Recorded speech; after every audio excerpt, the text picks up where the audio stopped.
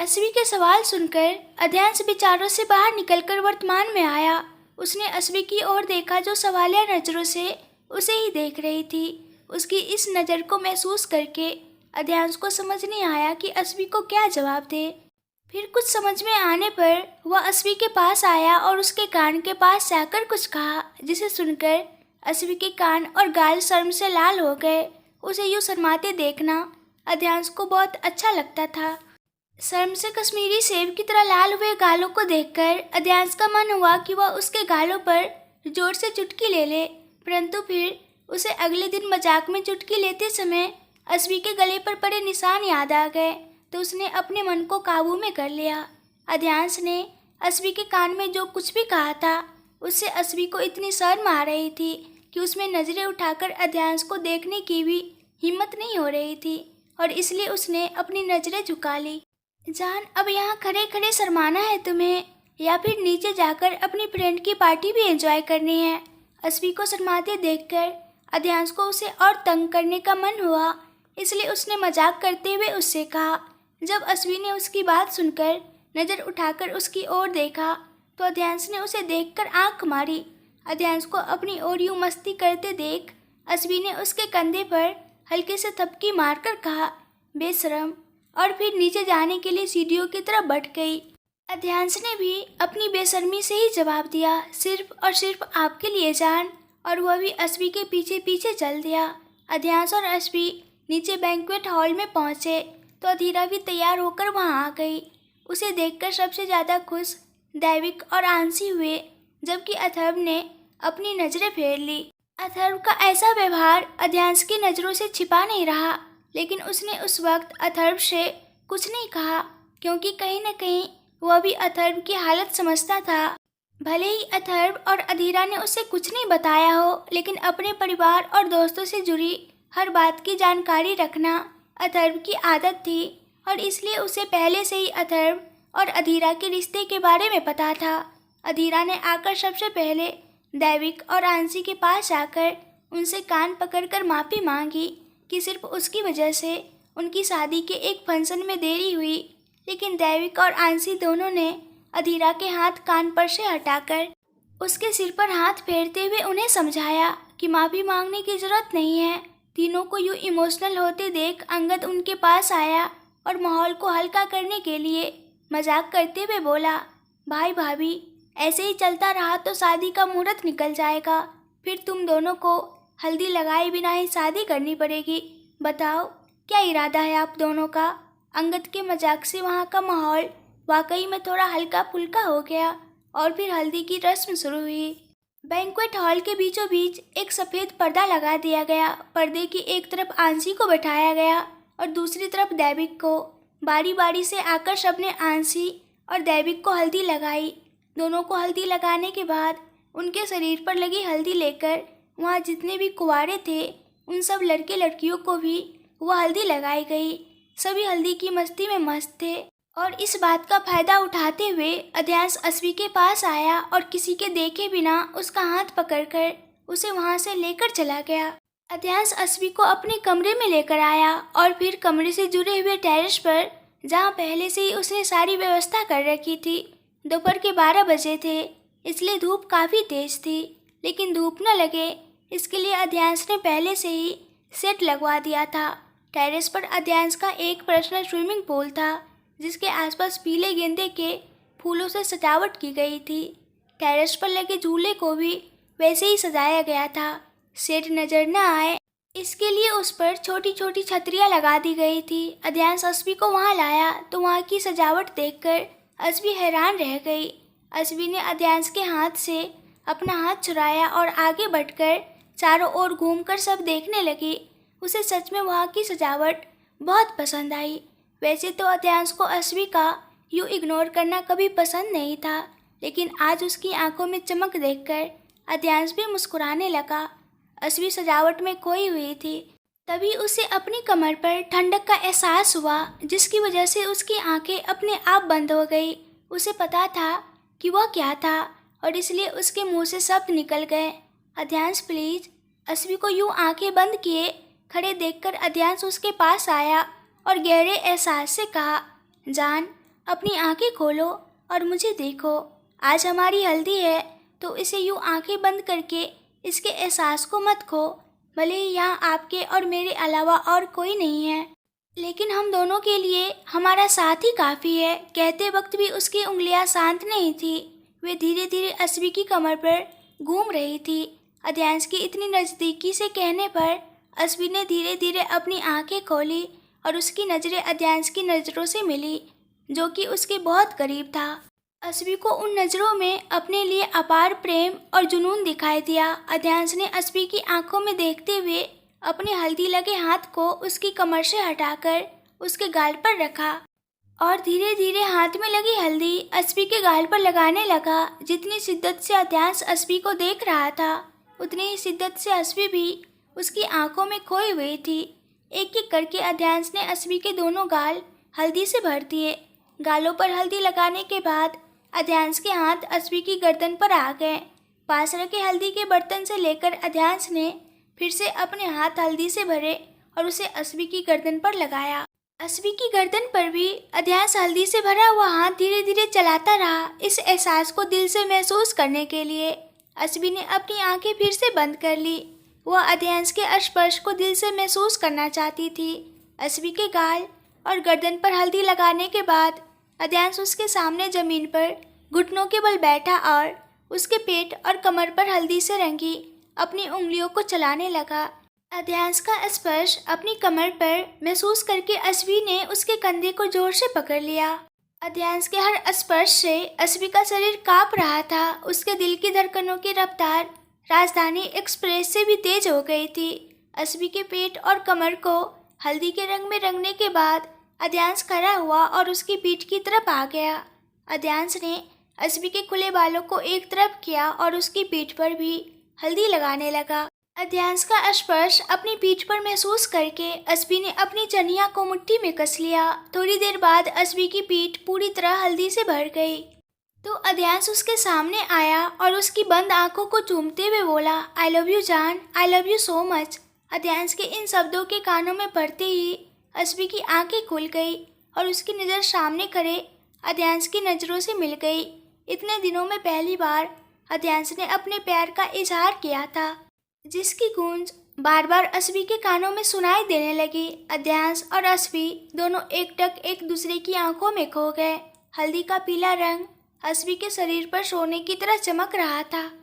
हल्दी की वजह से अस्वी की खूबसूरती और भी खिल उठी थी। अस्वी को अध्यांश की आंखों में अपने लिए बेहिसाब और अपार प्रेम नजर आ रहा था।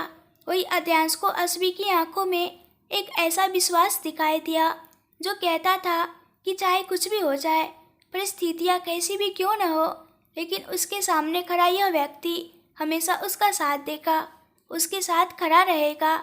चाहे पूरी दुनिया उसके खिलाफ हो जाए, तब भी यह शख्स उसका साथ और उसका हाथ कभी नहीं छोड़ेगा। जैसे अध्यांश के मुंह से अपने प्यार का इजहार सुनकर अस्वी की खुशियाँ समा नहीं रही थी, वैसे ही अस्वी की आंखों में अपने लिए अटूट विश्वास देखकर अध्यांश का भी दिल खुशी से भर गया। अस्वी तो अध्यांश को देखते देखते इतनी खो गई थी कि उसे आसपास का कोई होश ही नहीं था। उसे यूँ खोया हुआ देखकर अध्यांश आगे बढ़ा और उसके कान में कहा, जान, मुझे जवाब तो दो। अध्यांश के शब्दों से अस्वी का ध्यान हटा। अध्यांश के पूछने पर अस्वी शर्माकर नीचे देखने लगी। उसे समझ नहीं आ रहा था कि अध्यांश के प्यार के इजहार का क्या जवाब दे। अभी अस्वी सोच ही रही थी कि तभी एक बार फिर अध्यांश की आवाज़ उसके कान में पड़ी, जान रिलैक्स, आपको अभी जवाब देने की ज़रूरत नहीं है। जब आपको खुद दिल से महसूस हो कि आप भी मुझसे प्यार करती हो, तब जवाब देना। अध्यांश अस्वी के मन की दुविधा को अच्छी तरह समझता था और इसलिए उसने उसे रिलैक्स करने के लिए ही कहा। अध्यांश के कहने पर अस्वी के मन का एक बहुत बड़ा बोझ उतर गया। उसे सचमुच बहुत राहत महसूस हुई और उसने अध्यांश को देखकर मुस्कुरा दिया। जान, मेरे आई लव यू का जवाब बाद में देना, लेकिन अभी तो मुझे हल्दी लगाओ। आखिर आपकी तरह मेरी भी तो हल्दी है, अध्यांश ने अस्वी को छेड़ने के लिए कहा। हालांकि उसे पता था कि उसके ऐसा कहने से अस्वी शर्मा जाएगी। अस्वी भले ही रात को एक ही कमरे में, एक ही बिस्तर पर और अध्यांश की बाहों में समाकर सोती हो, फिर भी लेकिन वह अभी भी अध्यांश की बातों से शर्माती थी और उसका यूँ शर्माना अध्यांश को बहुत पसंद था। जब अध्यांश ने असबी से उसे हल्दी लगाने के लिए कहा तो असबी ने हल्दी ढूंढने के लिए इधर उधर नज़र दौड़ाई, लेकिन पूरी छत पर उसे हल्दी का एक भी निशान नहीं दिखा।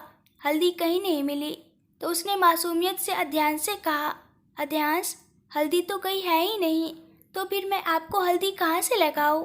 असबी का मासूम चेहरा देखकर कोई भी यह नहीं कह सकता था कि वह इंडिया की top most youngest cancer surgeon होगी। उसकी मासूमियत देखकर अध्यांश के मन में उसके लिए और भी प्यार उमड़ता था, और यह हमेशा से ऐसा ही था। अगर अध्यांश गुस्से में होता और असबी उसके सामने मासूम चेहरा लेकर जाती तो उसका गुस्सा पल भर में गायब हो जाता। अध्यांश ने असबी की कमर पर हाथ रखकर उसे अपने पास खींचा और उसके कान में जाकर कहा, जान, झूठ मत बोलो। इतना कहकर उसने उसके कान पर हल्के से किस कर लिया। मैं झूठ नहीं बोल रही, मुझे तो कहीं हल्दी दिखाई ही नहीं दे रही, और अगर आपको ऐसा लगता है कि मैं झूठ बोल रही हूँ तो आप खुद जाकर ढूंढ लाओ, मैं आपको हल्दी लगा दूंगी। अध्यांश का यूँ उसे झूठा कहना असबी को पसंद नहीं आया, इसलिए उसने उसे उलाहना दिया, ओके फाइन, लेकिन अगर मैं हल्दी ढूंढ लाऊं तो मुझे क्या मिलेगा? अध्यांश को तो असबी को परेशान करने में बहुत मज़ा आता था। आप ढूंढ कर तो लाओ, उसके बाद आप जो मांगेंगे वह मैं आपको दूंगी। असबी ने भी आत्मविश्वास से जवाब दिया, तो अगर मैं तुम्हें दिखा दूँ कि हल्दी कहाँ है तो उसके बाद आपको मुझे हल्दी लगानी पड़ेगी, अध्यांश ने कहा, जिसमें असबी को कोई गड़बड़ नहीं लगी, इसलिए उसने सहजता से अध्यांश की बात स्वीकारते हुए कहा, वह तो मैं लगाऊंगी ही ना। यहाँ आपको मेरे अलावा कोई और नज़र आ रहा है जो आपको हल्दी लगा सके? जान, पहले मेरी पूरी बात तो सुनो। मैं ये कह रहा हूँ कि आपको मुझे हल्दी लगानी पड़ेगी, लेकिन हाथ का इस्तेमाल किए बिना। अध्यांश ने अपनी बात पूरी की। ये असंभव है अध्यांश, असबी ने झट से कहा। आपको भले असंभव लग रहा हो, लेकिन मैं इसे संभव करके दिखाऊंगा आपको। ऐसा कहते हुए अध्यांश असबी के और करीब आया और उसके दाएं गाल पर अपना बायां गाल रगड़ने लगा। कुछ देर बाद अध्यांश ने अपना दायां गाल असबी के बाएं गाल पर रखकर रगड़ना शुरू किया। अध्यांश की ऐसी शरारतें असबी को और भी परेशान करती थी। उसका दिल उसके काबू में नहीं रहता, बेकाबू हो जाता। अध्यांश की इतनी निकटता असबी के लिए असहनीय हो जाती। अपने दोनों गालों पर असबी के गालों से लगी हल्दी लगाने के बाद अध्यांश ने असबी का हाथ पकड़ा और कहा, अब आप अपने हाथ का इस्तेमाल कर सकती हो। इतना कहकर उसने उसकी कमर पर लगी हल्दी उसके हाथ में लगा दी और उस हाथ को अपने माथे पर और फिर अपनी गर्दन पर रखा। अध्यांश की ऐसी हरकतों से असबी को बहुत शर्म आती थी, लेकिन अध्यांश की पकड़ से आज़ाद होना उसके लिए लगभग असंभव था। इसलिए उसने बिना किसी विरोध के अध्यांश जैसा कर रहा था उसे वैसा करने दिया। गाल, माथे और गर्दन पर हल्दी लगाने के बाद अध्यांश ने असबी से थोड़ी दूरी बना ली और अपना कुर्ता निकाल दिया। अध्यांश को इस तरह कुर्ता के बिना देखना असबी के लिए बहुत लज्जित करने वाला था, क्योंकि इससे पहले ऐसा कभी नहीं हुआ था। अध्यांश उसके सामने इस तरह आया हो। अध्यांश को इस तरह बिना कुर्ते के देखकर असबी ने अपनी नज़रें झुका ली। असबी की झुकी हुई नज़रें महसूस करके अध्यांश उसके करीब आया। उसकी ठोड़ी पर हाथ रखकर उसका चेहरा ऊपर किया। उसकी आंखों में देखते हुए बोला, जान, मैं आपका पति हूँ, तो फिर इतनी शर्म क्यों? अध्यांश की इस बेबाकी से भरी बात सुनकर असबी को लगा कि अभी धरती फटे और वह उसमें समा जाए। असबी की शर्म को दूर करने के लिए अध्यांश ने असबी का हाथ उसकी गर्दन पर रखा और हाथ को हल्दी से भर दिया। फिर वह हाथ अध्यांश ने अपनी छाती पर रख दिया और उसके हाथ से अपनी छाती पर हल्दी लगाने लगा। कुछ देर बाद अध्यांश ने असबी का हाथ अपनी छाती से हटा दिया और फिर असबी के साथ मस्ती करते हुए बोला, परफेक्ट। दिन ब दिन आप बेशरम होते जा रहे हैं राजा साहब। अध्यांश की बेबाकी देखकर असबी बोल पड़ी, यह सब आपके प्यार का असर है रानी साहिबा। और फिर हम बेशरम भी तो केवल और केवल अपनी रानी साहिबा के लिए ही होते हैं ना, बाकी दुनिया के लिए तो हम आज भी वही अध्यांश सिंह राजवंश एक डेविल है। अध्यांश ने असबी की बात का जवाब भी उसी बेबाकी से दिया। दोनों के शरीर पर हल्दी लग गई, इसलिए अध्यांश ने अपने और असबी के बहुत सारे फोटो खींचे। फिर अध्यांश अस्वी को लेकर कमरे में चला गया। लंच का समय हो गया था, इसलिए अध्यांश ने लंच कमरे में ही मंगवा लिया और अस्वी को नहाने भेज दिया। कुछ देर बाद अस्वी नहाकर आई और तब तक अध्यांश भी बाथरूम में जाकर नहाया। तब तक लंच भी आ गया था। अध्यांश ने नहाने के बाद फॉर्मल कपड़े पहने, जिसे देखकर अस्वी पूछे बिना नहीं रह सकी। अध्यांश, आपने फॉर्मल कपड़े क्यों पहने हैं? क्या आप कहीं जा रहे हैं? जान, आज मिस्टर दास के साथ एक इम्पोर्टेंट मीटिंग तय हुई है, इसलिए राजवंश एम्पायर जा रहा हूँ। लेकिन आप लंच करके सो जाओ, अध्यांश ने कहा। तो आप लंच नहीं करेंगे? करूँगा। लंच करने के बाद ही राजवंश एम्पायर जाने निकलूँगा। और एक और बात, जब तक मैं वापस नहीं आता तब तक आप अंगद, दैविक और अथर्व की नज़रों के सामने रहना और अमन से दूर, अध्यांश ने सलाह दी। यह सुनकर अस्वी ने हाँ में सिर हिलाया। ऐसे ही बातचीत करते करते दोनों ने लंच किया। लंच खत्म करके अस्वी बिस्तर पर लेट गई और उसके माथे पर किस करके अध्यांश राजवंश एम्पायर जाने निकल गया। 2-2.5 घंटे बाद अस्वी की नींद खुल गई। आंखें खोलने पर उसने कमरे में देखा तो अध्यांश कहीं नहीं दिखा, इसलिए उसे समझ में आया कि वह अभी तक वापस नहीं आया है। कमरे में अकेले रहकर उसे बोरियत हो रही थी, इसलिए फ्रेश होकर वह नीचे आंशी और निवांशी के पास जाने के लिए कमरे से बाहर निकल गई। लिफ्ट से सेकेंड फ्लोर पर आई। सेकेंड फ्लोर पर पहुंचकर अस्वी ग्राउंड फ्लोर जाने के लिए कॉमन लिफ्ट के पास गई, लेकिन वहां शायद कोई काम चल रहा था, इसलिए लिफ्ट बंद थी। लिफ्ट को बंद देखकर अस्वी सीढ़ी की तरफ गई। सीढ़ी की तरफ जाते जाते उसे लगा कि कोई उसका पीछा कर रहा है। ऐसा एहसास होते ही उसने 1-2 बार पीछे मुड़कर देखा, लेकिन सच में उसे कोई नहीं दिखा। शायद यह मेरा भ्रम होगा, ऐसा सोचकर उसने इस बात पे ध्यान नहीं दिया और सीढ़ियाँ उतरने लगी। शाम के 4 बजे थे, इसलिए सेकेंड फ्लोर का पूरा कॉरिडोर खाली था। सीढ़ी पर भी किसी की आवाजाही नहीं थी। जैसे ही अस्वी सीढ़ी उतर रही थी, तभी किसी ने पीछे से आकर उसके नाक पर रुमाल रख दिया। शाम समय में अध्यांश मीटिंग खत्म करके होटल वापस आया। सुबह से उसके मन में जो बेचैनी थी वो मीटिंग से निकलने के बाद बढ़ गई थी और इसलिए उसने आते ही सबसे पहले अस्वी को एक नज़र देखने की इच्छा की, ताकि होटल में प्रवेश करते ही सीधे 3rd फ्लोर पर उसके कमरे में चला गया। जितनी उतावली से अध्यांश कमरे में आया था, कमरे में अंदर आते ही उतना ही निराश हो गया, क्योंकि उसे अस्वी कमरे में कहीं नहीं दिखी। शायद वह आंशिका, निवांशी या त्रिशिका के साथ उनके कमरे में होगी। ऐसा सोचकर अध्यांश ने अस्वी के फ़ोन पर कॉल किया, लेकिन उसका कॉल आउट ऑफ कवरेज बता रहा था। समय बीतने के साथ साथ अध्यांश की बेचैनी भी बढ़ती जा रही थी। अब उसकी आंखें अस्वी को देखने के लिए तरस गई थी और उसका दिल अस्वी के एहसास को पाने के लिए तड़प उठा था। उसका मन बार बार यह सोचने लगा कि कुछ गलत हुआ है, अपने मन को गलत साबित करने के लिए। अध्यांश कमरे से बाहर निकलकर लिफ्ट के जरिए सेकेंड फ्लोर पर आया। सेकेंड फ्लोर की कॉमन लिफ्ट अभी भी बंद थी। यह देखकर अध्यांश को तुरंत कुछ खटका। उसने तुरंत मैनेजर को फ़ोन करके बुलाया और उसी समय उसकी नज़र लिफ्ट के बाहर रखी किसी चीज़ पर पड़ी जो चमक रही थी। अध्यांश ने नज़दीक जाकर देखा तो वह राजवंश परिवार की खानदानी झांझर थी, जिसे अस्वी ने पहना था और साथ में कहा था कि यह झांझर वह कभी अपने पैरों से नहीं उतारेगी। यह बात अस्वी ने गांठ बांध ली थी। जब अस्वी अध्यांश को छोड़कर निवासी के फ्लैट पर शिफ्ट हुई थी, तब भी उसने वह झांझर नहीं उतारी थी, इसलिए अस्वी की झांझर का लिफ्ट के पास मिलना अध्यांश के शक को और मजबूत बना रहा था। फ़ोन करने के 2 ही मिनट में मैनेजर अध्यांश के सामने हाजिर हो गया। मैनेजर को देखकर अध्यांश ने कड़क आवाज़ में उसके लिफ्ट के बारे में पूछा। जवाब में मैनेजर ने बताया कि उसे भी इस विषय पर कोई जानकारी नहीं है। मैनेजर का ऐसा जवाब सुनकर अध्यांश का गुस्सा भड़क गया। अध्यांश मैनेजर पर अपना गुस्सा उतारता उससे पहले ही उसका आवाज़ सुनकर 1st फ्लोर से न्याल, अंगद, दैविक और अथर्व दौड़ते हुए उसके पास आए। सबने आते ही पूछा कि क्या हुआ है, वह इतना गुस्से में क्यों है। जवाब में अध्यांश ने पहले लिफ्ट बंद होने के बारे में और फिर अपनी बेचैनी के बारे में बताया। साथ ही उसने यह भी बताया कि अस्वी उसे कहीं नहीं दिख रही।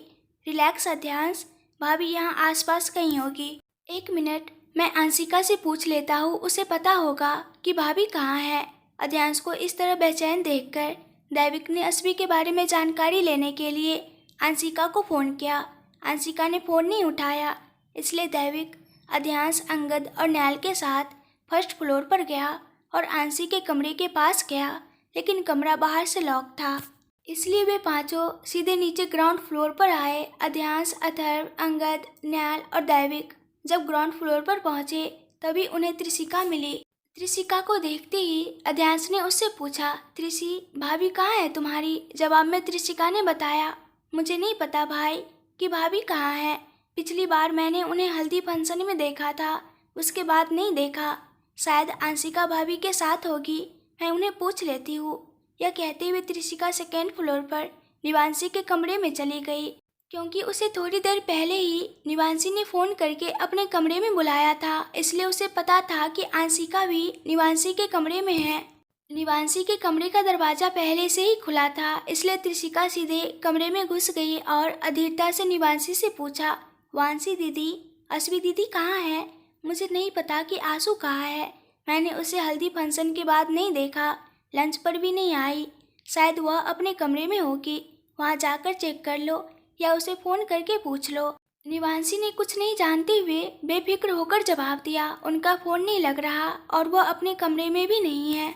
निवांशी का जवाब सुनकर अब त्रिशिका को भी अश्वी की चिंता होने लगी। त्रिशिका के चेहरे पर तनाव देखकर निवांशी और आंशिका को भी लगा कि कुछ तो गलत हुआ है, तभी त्रिशिका इतनी चिंतित है।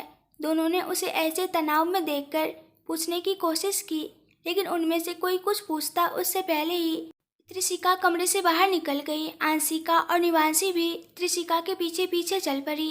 त्रिशिका अध्यांश के पास ग्राउंड फ्लोर पर आई। तब तक अध्यांश, अंगद, न्याल, अथर्व और दैविक ने मिलकर पूरे होटल की खोज कर ली थी, लेकिन उन्हें अश्वी कहीं नहीं मिली। त्रिशिका ने आते ही अध्यांश से कहा, भाई, भाभी कहीं नहीं है।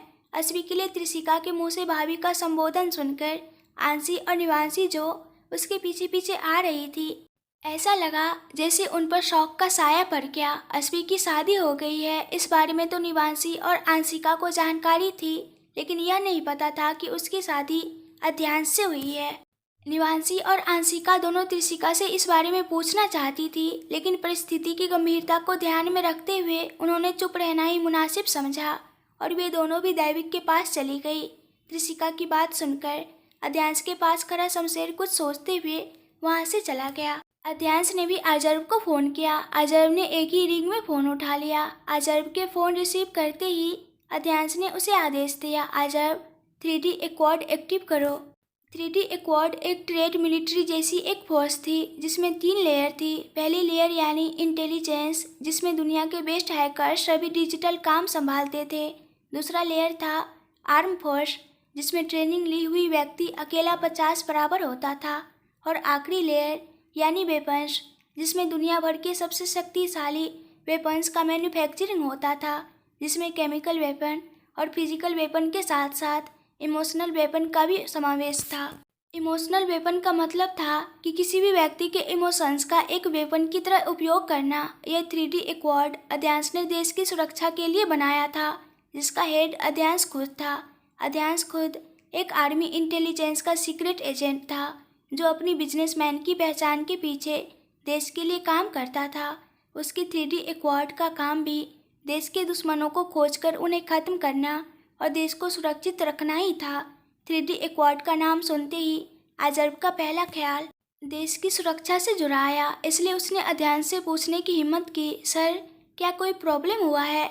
हाँ, तुम्हारी भाभी की कोई खबर नहीं मिल रही, नहीं पता कहाँ है और कितने समय से गायब है। 3D एक्वाड को एक्टिव करो और उन्हें ऑर्डर दो कि 5 मिनट में मुझे अश्वी के बारे में सारी जानकारी दे। अध्यांश ने पूरी बात बताई। अश्वी गायब है, यह जानकर अजर्व तुरंत बोला, सर, इसके लिए 3D एक्वाड को एक्टिव करने की क्या ज़रूरत है? मैं आपको भाभी का लोकेशन अभी 2 मिनट में भेजता हूँ। कैसे? अजर्व कभी बेकार की बात नहीं करता। यह बात अध्यांश अच्छे से जानता था, लेकिन आज यह बात अश्वी की थी, इसलिए उसने कोई रिस्क नहीं लेना चाहा और उससे पूछे बिना नहीं रह सका। सर, आप भूल रहे हैं कि आपने भाभी को जो रिंग पहनाई थी उसमें आपने पहले से ही GPS ट्रैकर फिट कराया है। अध्यांश के मन की हालत अजर्व अच्छे से समझता था, इसलिए उसने उसकी बात को ध्यान पर न लेते हुए बता दी।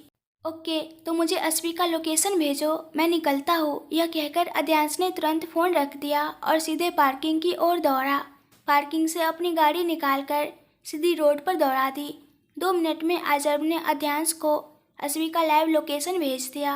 अध्यांश को इस तरह जल्दी जाते देख उसके पीछे पीछे अथर्व, अंगद, दैविक, न्यालवी, निवांशी, आंशिका, त्रिशिका और अधीरा को लेकर निकल पड़े।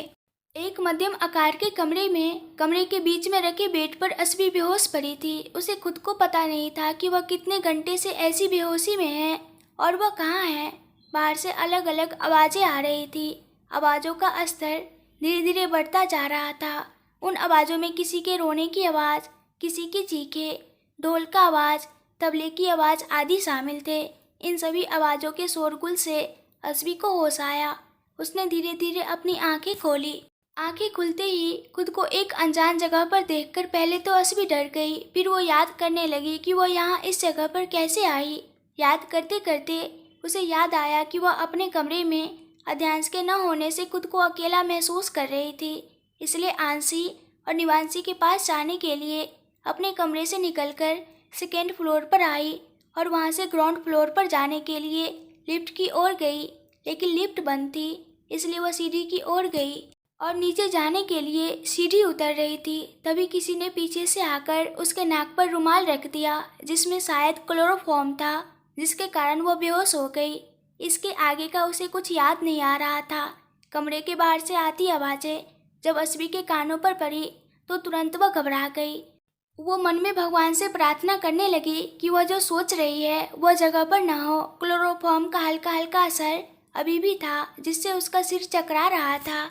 लेकिन फिर भी उसने हिम्मत करके उठने की कोशिश की। उसके पैर लथड़ रहे थे, फिर भी उसने धीरे धीरे दीवार का सहारा लेकर दरवाजे तक पहुंचने की कोशिश की। दरवाज़ा खुला था, इसलिए हल्का धक्का मारते ही दरवाज़ा खुल गया और सामने का दृश्य देखकर उसका दिल एक अनजाने डर से भर गया। पूरा दरवाज़ा खुलते ही उसे ऐसा लगा जैसे उसे किसी अनहोनी का आभास हो रहा है। यह एक रेड लाइट एरिया था। अस्वी ने दरवाजे पर खड़े होकर बाहर देखा तो सामने एक बड़ा हॉल था, जिसमें बीच में एक किंग साइज कुर्सी थी, जिस पर एक बड़ी उम्र की महिला बैठी थी। उसके शरीर पर एकदम भारी भरकम बनारसी साड़ी थी। पूरे शरीर पर सोने के गहनों की भरमार थी। उसके होठ एकदम लाल थे और उसका मुंह लगातार चल रहा था, जिससे पता चलता था कि उस महिला को पान चबाने की बुरी आदत होगी। वह 24 घंटे पान चबाती रहती होगी। उसके पैरों के पास जमीन पर एक आदमी बैठा था जो उस महिला के पैर दबा रहा था। साथ ही उस महिला के पीछे कुछ लोग हाथ में लकड़ियां लेकर खड़े थे, जो यह दर्शा रहे थे कि वे सभी लोग उस महिला के हैं। किंग साइज कुर्सी के आसपास सोफे रखे हुए थे, जिन पर एक अधेड़ उम्र का पुरुष बैठा था। उसके सामने 2 लड़कियां नाच रही थी, जिन्हें देखकर यही कहा जा सकता था कि लोग अपने शरीर को ढकने के लिए कपड़े पहनते हैं, जबकि वे दोनों अपने शरीर को दिखाने के लिए कपड़े पहने हुई थी, जो बिल्कुल ही कम थे। उन दोनों लड़कियों के पीछे भी कई सारी लड़कियां खड़ी थी। अपने सामने यह सब देखकर अस्वी मन ही मन प्रार्थना करने लगी कि जो कुछ वह देख रही है वह इस जगह का नहीं हो। लेकिन शायद आज भगवान भी उसकी प्रार्थना सुनने के मूड में नहीं थे। यह वास्तव में एक कोठा था और वह महिला इस कोठे की मालिक। वह यहाँ वेश्यावृत्ति का धंधा करती थी, जैसे लड़कियों की तस्करी करना, उन्हें मजबूर करके वेश्या बनाना, बच्चों को बेचना और शराब और ड्रग्स की तस्करी करना। अस्वी विचारों में खोई हुई थी। तभी उसका ध्यान किसी लड़की की चीख पर गई। उसने देखा कि एक आदमी एक लड़की के बाल पकड़कर खींच रहा है, जिससे वह लड़की दर्द से चिल्ला रही थी। उस लड़की को देखकर पता चलता था कि वह मुश्किल से 16 या 17 साल की होगी। शायद वह भी नहीं जानती होगी कि उसे यहाँ क्यों लाया गया है और यहाँ उसके साथ क्या होने वाला है। वह आदमी उस छोटी लड़की को उसके बालों से पकड़कर खींच रहा था। जब उस लड़की से दर्द सहन नहीं हुआ तो उसने उस आदमी के कंधे पर चाकू मारा, जिससे उसकी पकड़ उस लड़की के बालों से छूट गई। चाकू मारने के कारण उस आदमी को दर्द हुआ और उसने गुस्से में आकर उस लड़की को धक्का देकर नीचे गिरा दिया, जिससे उसका सिर जमीन पर टकरा गया। उस आदमी ने उस लड़की को धक्का देकर जमीन पर गिरा दिया और अपने पैर उसके हाथों पर रख दिए, जिससे उस लड़की के मुंह से एक दर्द भरी चीख निकली अस्वी उस लड़की को दर्द से तड़पती नहीं देख सकी और इसलिए उसकी मदद करने के लिए अस्वी ने उसकी ओर कदम बढ़ाए। क्लोरोफॉर्म के कारण अस्वी का सिर अभी भी चक्कर खा रहा था, उसके कदम भी लड़खड़ा रहे थे, लेकिन फिर भी उसने हिम्मत जुटाकर उस दर्द में तड़पती लड़की को बचाने के लिए आगे बढ़ने का निर्णय लिया। अस्वी धीरे धीरे उस लड़की की ओर बढ़ रही थी, इसलिए किसी को भी उसकी आने की उम्मीद नहीं थी। वह आदमी अभी भी गुस्से में उस लड़की के हाथ पर अपने पैर रखकर खड़ा था और उसके हाथों को मसल रहा था। साथ ही वह गुस्से में बोल रहा था, बहुत गर्मी चढ़ गई है ना तुझे, चल मैं तुझे दिखाता हूँ। अब यह कहकर उसने फिर से उस लड़की के बाल पकड़ लिए और उसे खींचने लगा, लेकिन उस आदमी के कमरे तक पहुँचने से पहले ही अस्वी उस लड़की के पास पहुँच गई। उसने उस आदमी की पीठ पर घुटना मार दिया, जिससे वह आदमी जमीन पर बैठ गया। अस्वी ने उस लड़की को खींचकर अपनी छाती से चिपका लिया और उसके सिर पर प्यार से हाथ फेरते हुए उसके बालों को सहलाने लगी, जैसे एक माँ अपने बच्चे को सांत्वना देती है। इस अचानक हमले से वह आदमी 2 मिनट के लिए चौंक गया। जब वो वापस आया तो उसने ऊपर देखा, जहाँ उसकी नज़र उस लड़की पर पड़ी जो अस्वी के पास खड़ी थी। अस्वी को देखते ही उसके मुंह से लार टपकने लगी। वह अस्वी को देख रहा था, उसकी आंखों में हवस साफ साफ झलक रही थी। वह ऊपर से नीचे तक अस्वी को देख रहा था। अस्वी को देखकर उसकी आंखों में चमक आ गई और उसके चेहरे पर विजय की मुस्कान। अस्वी को ध्यान से देखने के बाद उस आदमी ने उस महिला की ओर देखा और दृढ़ता से बोला, सावित्री, तुमने यह नहीं कहा कि तुम्हारे खजाने में कोई नूर भी है। उसके शब्दों में उसकी दृढ़ता स्पष्ट थी। बोलते समय भी एक पल के लिए उसकी नज़र अस्वी से नहीं हटी। सावित्री भी एक कुटिल हंसी के साथ बोली, अरे पाटिल साहब, यह कोहिनूर तो आज ही आई है, तो फिर इस कोहिनूर का सबसे पहले मैं ही आनंद लूँगा। इसके लिए मैं तुम्हें इसकी कीमत का 10 गुना मूल्य दूंगा, लेकिन बदले में आज रात के लिए तुम्हें यह कोहिनूर मुझे देना होगा। 10 गुना मूल्य। ये शब्द सावित्री के कानों में गूंजने लगे। वैसे भी उसे अस्वी के लिए कोई मूल्य चुकाना नहीं था, ऊपर से उसे अस्वी के लिए 10 गुना मूल्य मिलने का विचार ही सावित्री का मन लालच से भर गया और उसने लार टपकाते हुए पाटिल से कहा, अरे पाटिल साहब, आपको पूछना नहीं है, मेरे खजाने का हर डायमंड सबसे पहले आप ही इस्तेमाल करते हैं, फिर मैं इस कोहिनूर को किसी और को क्यों इस्तेमाल करने दूँ। आज के लिए यह कोहिनूर आपका। यह कहकर सावित्री ने अपने पीछे खड़े एक आदमी की ओर इशारा किया। उसके इशारे को पाकर वह आदमी अस्वी की ओर बढ़ने लगा। पाटिल और सावित्री की बातें नहीं समझ पाए। अस्वी इतनी मूर्ख नहीं थी, उसे समझ में आ गया था कि ये दोनों क्या चर्चा कर रहे थे और सावित्री ने अपने आदमी को किस ओर इशारा किया था। सावित्री और पाटिल की बातों से अस्वी डर रही थी, लेकिन उससे ज़्यादा उसे गुस्सा आ रहा था। उस आदमी को अपनी ओर बढ़ते देख अस्वी ने ठान लिया कि डरने से कुछ फायदा नहीं होने वाला है। अगर उसे अपनी इज्जत बचानी है तो लड़ना पड़ेगा, डर के बजाय हिम्मत से काम लेना पड़ेगा। इन सब विचारों के साथ अस्वी की आंखों के सामने एक और दृश्य आया। आधे अधूरे छोड़ने के बाद और कौमा से बाहर आने के बाद जब उसने लोगों के बीच रहना शुरू किया था, तब सभी पुरुषों की नज़रों में उसके लिए पाटिल जैसी ही हवस देखी थी। यह सब याद आते ही अस्वी पैनिक होने लगी, लेकिन अपनी इज्जत बचाने के लिए उसने खुद को संभाला और एक गहरा श्वास लेकर अपने डर पर काबू पाया। वो आदमी वहां तक पहुंच चुका था, लेकिन जब वो अस्वी को छूने ही वाला था, उससे पहले ही अस्वी ने हिम्मत जुटाकर अपने पैरों को उठाया और उस आदमी के दोनों पैरों के बीच मारा, जिससे वो आदमी दर्द से चिल्लाते हुए वहीं पर लुढ़क गया।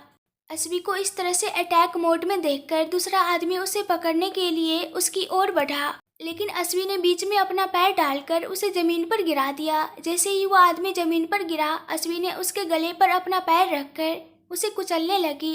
इस तरह अस्वी ने और 2 लोगों को भी घायल कर दिया। अस्वी सभी पुरुषों से खुद को बचाने के लिए संघर्ष कर रही थी। तभी अचानक किसी ने पीछे से उसके सिर पर कोई भारी चीज मारी। भारी चीज के सिर पर लगने से अस्वी को अपनी चारों ओर सब कुछ धुंधला धुंधला दिखने लगा। उसने अपने हाथ को उस जगह पर रखा तो उसे भीगा भीगा सा महसूस हुआ। जब उसने अपने हाथ को अपनी आंखों के सामने लाकर देखा तो उसका हाथ खून से लथपथ था। अस्वी ने पीछे मुड़कर देखने की कोशिश की कि उसके सिर पर किसने मारा, लेकिन उसे सब कुछ धुंधला ही दिखाई दे रहा था। मुश्किल से उसने आंखें खोलकर देखा तो पाटिल हाथ में कांच की बोतल लेकर खड़ा था। वह कांच की बोतल टूट गई थी, जिससे अस्वी को पता चला कि उसे इस बोतल से मारा गया होगा। जब अस्वी ने एक साथ 5-5 पुरुषों को धराशायी कर दिया तो यह देखकर पाटिल को गुस्सा आया और उसने वहां पड़ी एक शराब की बोतल उठाकर अस्वी के सिर पर मार दी। क्लोरोफॉर्म के प्रभाव के कारण अस्वी का सिर पहले से ही चकरा रहा था और उस पर पाटिल का मारा हुआ वार, जिसके कारण अस्वी कमजोर पड़ गई। वह मुश्किल से खुद को संभाल कर खड़ी थी। अस्वी की कमजोरी का फायदा उठाते हुए पाटिल ने उसे उसके बाल से पकड़कर अपनी ओर खींच लिया, जिससे उसकी आंखों में आंसू आ गए और अस्वी की चीखें गूंज उठी। सिर पर घाव और ऊपर से बाल खींचे जाने के कारण अस्वी को असहनीय दर्द हुआ। उसकी आंखों में आंसू आ गए, लेकिन वह अपने सामने खड़े राक्षसों के सामने रोकर खुद को लाचार नहीं दिखाना चाहती थी। पाटिल ने अस्वी के बालों पर अपनी पकड़ मजबूत बनाई और उसे खींचकर कमरे की ओर ले जाने लगा। अस्वी ने उसकी पकड़ से छूटने के लिए हिम्मत जुटाई और उसके हाथ से अपने बाल छुड़ाकर पाटिल के गाल पर एक जोरदार थप्पड़ मार दिया। अस्वी के थप्पड़ मारने पर पाटिल गुस्से से भड़क गया और उसने भी अस्वी को करकराकर थप्पड़ मारा, जिसका आवाज वहां खड़े हर किसी के कान में गूंज गया। थप्पड़ इतना जोरदार था कि पाटिल की 5 उंगलियां अस्वी के गाल पर छप गई। थप्पड़ के कारण अस्वी खुद को संभाल न सकी और जमीन पर गिर गई। गिरते समय उसका सिर शराब की बोतलों वाली टेबल से टकराया, जिससे सारी बोतलें जमीन पर गिरकर टूट गई। उन सभी बोतलों के कांच के टुकड़े चारों ओर फैल गए, जिनमें से कुछ कांच के टुकड़े अस्वी के शरीर में भी घुस गए। टेबल का कोना उसके सिर पर लगने से उसके सिर से भी खून बहने लगा। पाटिल फिर से अस्वी के पास आया और उसे उठाकर उसे उसी कांच के टुकड़ों से खींचकर कमरे में ले जाने लगा, जिससे वे कांच के टुकड़े और भी उसके शरीर में घुसने लगे। इससे उसे जगह जगह से खून निकलने लगा।